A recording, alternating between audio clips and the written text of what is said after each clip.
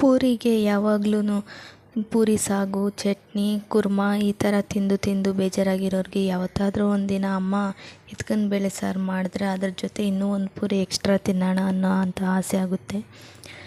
ಇವಾಗೆಲ್ಲ working women ಜಾಸ್ತಿ ಇರೋದ್ರಿಂದ ಇದನ್ನೆಲ್ಲ ಕ್ಲೀನ್ ಮಾಡಿ ಮಾಡೋ ಅಷ್ಟು ಪೇಷನ್ಸ್ ಅವರಿಗಿರೋದಿಲ್ಲ. ಅದೇ ಮನೇಲಿರೋ ಹೆಂಗಸರಾದರೆ ಈಸಿಯಾಗಿ ಮಾಡಿಕೊಡ್ತಾರೆ. ಇದು ಅವರೆಕಾಯಿ ಕಾಲ ಬಂದಾಗಂತೂ ಆಲ್ಮೋಸ್ಟ್ ತಿಂಗಳಲ್ಲಿ 30 ದಿನ ಇದ್ದರೆ 20 ದಿನ ಅವರೆಕಾಯಿ ಸಾರೇ ಮಾಡ್ತಾಯಿರ್ತಾರೆ. ಬೇಜಾರಾಗ್ಬಿಟ್ಟಿರುತ್ತೆ. ಅದೇ ಅವರೆಕಾಯಿ ಸಿಗದೇ ಇರೋ ಕಾಲದಲ್ಲಿ ಇದ್ಕನ್ ಬೇಳೆ ಸಾರು ತಿನ್ನೋಣ, ಅವರೆಕಾಯಿ ಸಾರು ತಿನ್ನೋಣ ಅನ್ನೋ ಆಸೆ ಆಗ್ತಾಯಿರುತ್ತೆ.